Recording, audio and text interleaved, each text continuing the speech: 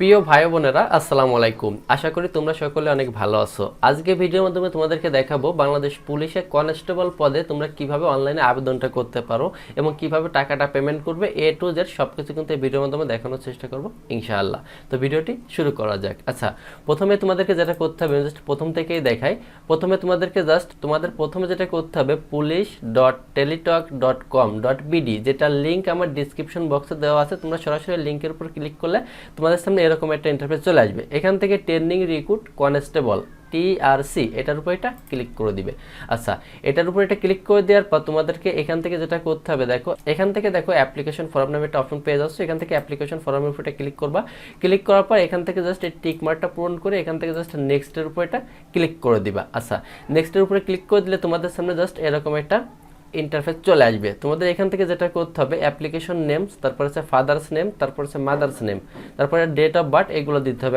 তোমাকে আমি ধাপে ধাপে পূরণ করে দেখাচ্ছি কিভাবে আবেদনটা করবা, ঠিক আছে? তো প্রথমে দেখো, আচ্ছা, প্রথমে এখানে তোমাদেরকে যার আবেদনটা করতেছো তার নামটা লিখতে হবে। তারপর এখান থেকে তার পিতার নাম লিখতে হবে। এগুলো সবই কিন্তু ইংলিশে লিখতে হবে এবং সবগুলো ক্যাপিটাল লেটারে লিখবা, কোনো কিন্তু স্মল লেটারে লিখবা না। আচ্ছা, এরপর এখান থেকে পিতার নামটা লিখতে হবে। আচ্ছা, এখান থেকে পিতার নামটা লেখা হয়ে গেলে এরপর এখান থেকে মাতার নামটা লিখতে হবে। আচ্ছা, এরপর এখান থেকে মাতার নামটা লিখে দিবা। তারপর আছে ডেট অফ বার্থ, এখান থেকে জন্ম তারিখটা সিলেক্ট করতে হবে। তো আমি এখান থেকে জন্ম তারিখটা সিলেক্ট করে দিচ্ছি। আচ্ছা, এরপর এখান থেকে আমি জন্ম তারিখটা সিলেক্ট করে দিলাম। তারপর এখান থেকে তোমাদেরকে জেন্ডারটা সিলেক্ট করতে হবে, মেয়ে নাকি ছেলে। যদি কিনা ছেলে হয় তাহলে মেল দিবে, মেয়ে হলে ফিমেল দিবে। আচ্ছা, তারপর এখান থেকে আমি জাস্ট মেলটা সিলেক্ট করে দিলাম। তারপর এখান থেকে তোমাদের ধর্মটা সিলেক্ট করতে হবে, কোন ধর্মের। তো আমি যার জন্য করতেছি সে হচ্ছে ইসলাম ধর্মের, তো এখান থেকে ইসলাম ধর্মটা সিলেক্ট করব। তারপর এখান থেকে ব্লাড গ্রুপটা সিলেক্ট করতে হবে, তার রক্তের গ্রুপ কি। আচ্ছা, এরপর এখান থেকে রক্তের গ্রুপটা সিলেক্ট করে দিতে হবে। আচ্ছা, এরপর দেখো এখানে কোটা রয়েছে। তোমরা যদি সাধারণ কোটা থেকে দাঁড়াতে চাও তাহলে এখান থেকে জেনারেল রাখবা। যদি কিনা মুক্তিযোদ্ধার সন্তান হয়ে থাকো তাহলে এখান থেকে চিলড্রেন অফ ফ্রিডম ফাইটার এটা দিবা। যদি কিনা তোমাদের নানা অথবা দাদা তোমাদের যদি মুক্তিযোদ্ধা থেকে থাকে তাহলে এটা দিবা। এরপর যদি তোমরা কেউ এতিম হয়ে থাকো তাহলে এখান থেকে এতিম কোটাতে দিতে পারো। তারপর এখান থেকে তোমাদের আনসার বা বিডিপি থাকলে সেটা দিতে পারো। তারপরে সবার নিচে যেটা রয়েছে এটা হচ্ছে উপজাতি কোটা। তোমরা যদি কোনো উপজাতি কোটা নিয়ে দাঁড়াতে চাও তাহলে এটা সিলেক্ট করবা। তো আমি যার জন্য আবেদনটা করতেছি সেটা হচ্ছে জেনারেল কোটা, তো এখান থেকে জেনারেল কোটা রাখলাম। আচ্ছা, আচ্ছা, এরপর তোমাদেরকে এখান থেকে উচ্চতাটা দিতে হবে 5 ফিট কত ইঞ্চি। তো এখান থেকে আমি যার জন্য আবেদনটা করতেছি তার উচ্চতা হচ্ছে 5 ফিট 9 ইঞ্চি। এখান থেকে 5 ফিট 9 দিয়ে দিলাম। তারপর হচ্ছে এখান থেকে ওয়েটটা সিলেক্ট করতে হবে। তো ওয়েটটা হচ্ছে 62 কেজি। তো আমি এখান থেকে 62 কেজিটা সিলেক্ট করে দিলাম। তোমাদের যে ওয়েটটা থাকবে সেটা এখান থেকে সিলেক্ট করবা। তারপরে এখান থেকে তোমাদের বুকের মাপটা দিতে বলবে, তোমরা নর্মাল অবস্থায় কত থাকে এবং আপনার সংকুচিত অবস্থায় কত থাকে। তো এখান থেকে 32 আর এখানে দিয়ে দিলাম হচ্ছে 34, ঠিক আছে? আচ্ছা, 32 34 দিয়ে দিলাম। তোমাদের বেশি কম হলে বেশি কম দিয়ে দিতে পারো। আচ্ছা, তারপর এখান থেকে ন্যাশনালিটি অবশ্যই এটা বাংলাদেশি থাকবে। তারপর এখান থেকে তোমাদের যেটা করতে হবে, এখান থেকে বার্থ রেজিস্ট্রেশন নাম্বার, এখান থেকে জন্ম নিবন্ধন নাম্বারটা মাস্ট বি দিতে হবে, এনআইডি নাম্বারটাও মাস্ট বি দিতে হবে, ঠিক আছে? তো আমি এখান থেকে জন্ম নিবন্ধনের যে নাম্বারটা আছে এটা এখান থেকে টাইপ করে দিচ্ছি। আচ্ছা, এরপর এখান থেকে আমি জন্ম নিবন্ধন নাম্বারটা দিয়ে দিলাম। তারপর এখান থেকে এনআইডি কার্ড নাম্বারটা দিতে হবে, অর্থাৎ ন্যাশনাল আইডি কার্ড নাম্বারটা। এখান থেকে আমি এটা সিলেক্ট করলাম। তারপর এখান থেকে টাইপ করে দিচ্ছি। আচ্ছা, এরপর এখান থেকে এনআইডি নাম্বার দেওয়ার পর এখান থেকে তোমাদেরকে সিলেক্ট করতে হবে ম্যারিড নাকি সিঙ্গেল, ঠিক আছে? তবে বিবাহিত হলে ম্যারিড আর সিঙ্গেল হলে সিঙ্গেল। আচ্ছা, এরপর দেখো প্রেজেন্ট অ্যাড্রেস এবং পার্মানেন্ট অ্যাড্রেস, ঠিক আছে? তো প্রথমে এখান থেকে সিলেক্ট করতে হবে কেয়ার অফ, তোমার কে দেখাশোনা করতেছে, ঠিক আছে? তার নামটা এখান থেকে সিলেক্ট করতে। যদি কিনা বাবা জীবিত থাকে তাহলে বাবার নাম দিতে হবে, আর যদি বাবা মারা যায় তাহলে যদি তোমার আম্মা দেখাশোনা করে থাকে তাহলে আম্মার নাম দিবা, অথবা অন্য কেউ যদি দেখাশোনা করে থাকে তার নামটা এখানে সিলেক্ট করে দিবা। তো আমি এখান থেকে পিতার নামটাই সিলেক্ট করে দিলাম। তারপরে এখান থেকে তোমাদেরকে গ্রাম, টাউন অথবা রোড নাম্বারটা দিতে হবে। তো আমি এখান থেকে গ্রামের নামটা লিখে দিব। আচ্ছা, গ্রামের নামটা লিখে দেওয়ার পর এখান থেকে তোমাদেরকে ডিস্ট্রিক্টটা সিলেক্ট করতে হবে, কোন ডিস্ট্রিক্ট। আচ্ছা, এরপর এখান থেকে ডিস্ট্রিক্টটা সিলেক্ট করার পর এখান থেকে তোমাদের উপজেলা অথবা থানাটা সিলেক্ট করতে হবে, ঠিক আছে? তো আমি এখান থেকে আমাদের থানাটা সিলেক্ট করে দিলাম। তারপর এখান থেকে পোস্ট অফিস, তোমাদের যে পোস্ট অফিসটা হবে পোস্ট অফিসের নামটা এখানে লিখতে হবে। তারপর হচ্ছে এখান থেকে পোস্ট কোড, তো এখান থেকে সেমভাবে আমি পোস্ট কোডটাও লিখে দিলাম। তারপর এইগুলো যদি তোমাদের সেম থাকে, বর্তমান ঠিকানা এবং তোমার যদি স্থায়ী ঠিকানা সেম থাকে তাহলে এখান থেকে টিক মার্কটা দিয়ে দিলেই তোমাদের অটোমেটিক ফিল আপ হয়ে যাবে, এগুলো আর পূরণ করার প্রয়োজন হবে না। আচ্ছা, তারপর এখান থেকে তোমাদেরকে যেটা করতে হবে মোবাইল নাম্বার দিতে হবে। যে মোবাইল নাম্বার নাম্বারটা সবসময় অ্যাক্টিভ থাকে এরকম একটা নাম্বার দিতে হবে, কারণ এই নাম্বারে সব কিছু কিন্তু হবে। আচ্ছা আমি এখান থেকে এই নাম্বারটা দিয়ে দিচ্ছি।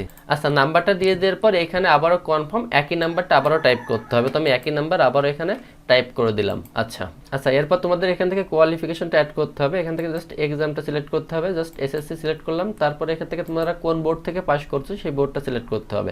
এরপর তোমাদেরকে এখান থেকে এসএসসি রোলটা সিলেক্ট করতে হবে, তো আমি এখান থেকে এসএসসি রোলটা সিলেক্ট করলাম, তারপর এখান থেকে তোমাদের রেজিস্ট্রেশন নাম্বারটা সিলেক্ট করতে হবে, তো আমি রেজিস্ট্রেশন নাম্বার সিলেক্ট করলাম, তারপর এখান থেকে তোমাদেরকে রেজাল্টটা সিলেক্ট করতে হবে যে কোন ডিভিশনে পাস করছো, বর্তমানে তো জিপিএ সিস্টেম, সেই ক্ষেত্রে এখান থেকে জিপিএটা সিলেক্ট করে দিলাম, তারপর এখান থেকে তোমাদেরকে পয়েন্টটা সিলেক্ট করতে হবে কত কত পয়েন্টটা সিলেক্ট করে দিলাম, তারপর এখান থেকে তোমাদেরকে গ্রুপটা সিলেক্ট করতে হবে কোন গ্রুপ থেকে পাস করছো, আমি জাস্ট মানবিক দিয়ে দিলাম, তারপর এখান থেকে পাসিং ইয়ারটা সিলেক্ট করতে হবে কত সালে পাস করছো। আচ্ছা তারপর এখানে এইচএসসি যেটা এটা হচ্ছে অপশনাল অপশন, তোমরা চাইলে দিতে পারো না চাইলে দরকার নাই, ঠিক আছে, যদি থাকে তো দিবা, না থাকলে দরকার নাই। আচ্ছা তারপর এখান থেকে আমি দিয়ে দিচ্ছি বোর্ড, সবকিছু দিয়ে দেওয়ার পর তোমাদেরকে যেটা করতে হবে, আচ্ছা এরপর তোমাদেরকে যেটা করতে হবে এই যে ভেরিফিকেশন কোডগুলো দেখতেছো এগুলো এখানে সঠিকভাবে টাইপ করতে হবে, আমি জাস্ট একবার টাইপ করছি এই জন্য এটা অটোমেটিক নিচে শো করতেছে, আমি আবারও টাইপ করে দিলাম, দিয়ে দেওয়ার পর এখান থেকে তোমাদেরকে টিক মার্কটা পূরণ করতে হবে এবং এখান থেকে নেক্সটের উপরটা করে দিলাম, নেক্সটের উপরে ক্লিক করে দেওয়ার পর তোমাদের সামনে কিন্তু এরকম ভাবে একটা ইন্টারফেস চলে আসবে। এখান থেকে তোমরা দেখে নিবা যে তোমাদের নাম ঠিকানা পিতার নাম মাতার নাম সবকিছু ঠিকঠাক দিছো কিনা, কোনো প্রকারে ভুল দিলে কিন্তু হবে না, সবকিছু সঠিকভাবে দেওয়ার চেষ্টা করতে হবে, ঠিক আছে। তো সবকিছু ঠিক থাকার পরে একটু নিচের দিকে আসতে হবে, নিচের দিকে আসার পর দেখো এখানে তোমাদের 300x300 পিএক্স একটা পিকচার আপলোড করতে হবে, তো তোমার ছবি আপলোড করতে হবে, পাশাপাশি একটা সিগনেচার আপলোড করতে হবে, সিগনেচারের সাইজ আছে 300x80, ঠিক আছে, 300x80 পিএক্স।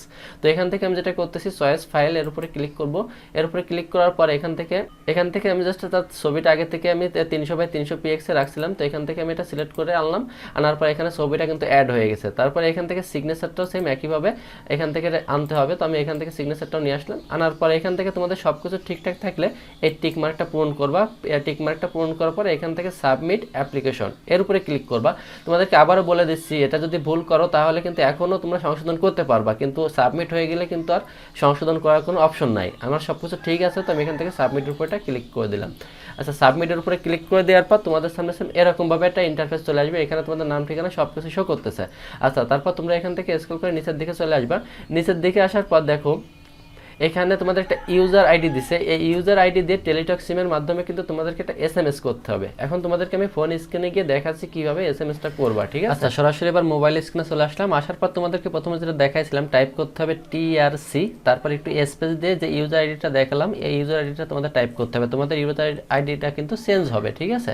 তো এরপর 16322 এটা পাঠিয়ে দিতে হবে, আমি জাস্ট 16322 এটা পাঠিয়ে দিলাম, পাঠিয়ে দেওয়ার পর একটু ওয়েট করবা, ওয়েট করার পর তোমাদের একটা ফিডব্যাক মেসেজ আসবে। দেখো এখানে ফিডব্যাক মেসেজ চলে আসছে, প্রথমে তোমার এখানে নামটা শো করবে, তারপর এখান থেকে 40 টাকা পেমেন্ট করতে হবে টেলিটক সিমের মাধ্যমে। তো এটা টেলিটকের মাধ্যমে পেমেন্ট করার সিস্টেম হচ্ছে প্রথমে লিখতে হবে TRC ইএস এবং এই পিন নাম্বারটা, তোমাদের জন্য পিন নাম্বারটা আলাদা হবে, ঠিক আছে। তো আমি জাস্ট এখান থেকে সরাসরি টাইপ করতেছি হচ্ছে TRC ইএস এবং পিন নাম্বার, তো এখান থেকে যেভাবে পিন নাম্বারটা দিয়েছে এভাবে তোমরাও পিন নাম্বারটা দিয়ে টাইপ করার পর আবারও এখান থেকে সেন্ডের উপরে ক্লিক করে দিবা, সেন্ডের উপরে ক্লিক করে দিলাম, দেওয়ার পর এখান থেকে একটু লোডিং হবে, লোডিং হওয়ার পর একটু সময় নেবে, হয়তো বা 2-4 মিনিট সময় লাগতে পারে কারণ সার্ভার একটু সমস্যা দেখাচ্ছে। তারপর এখান থেকে কংগ্রাচুলেশন চলে আসবে, তোমার নাম চলে আসবে এবং এখানে একটা ইউজার এবং পাসওয়ার্ড দিয়ে দিবে, এটা অবশ্যই যত্ন করে রাখবা কারণ নেক্সট টাইম তোমরা যখন অ্যাডমিট কার্ডটা বের করতে যাবে তখন এই ইউজার এবং পাসওয়ার্ডটা প্রয়োজন হবে। তো ভিডিওটি কেমন লাগলো অবশ্যই কমেন্ট করে জানাবা, ভিডিওটি ভালো লাগলে আমাদের চ্যানেলটি সাবস্ক্রাইব করে পাশে থাকতে পারো। সবাইকে অনেক অনেক ধন্যবাদ, ভালো থাকো, সুস্থ থাকো, আল্লাহ।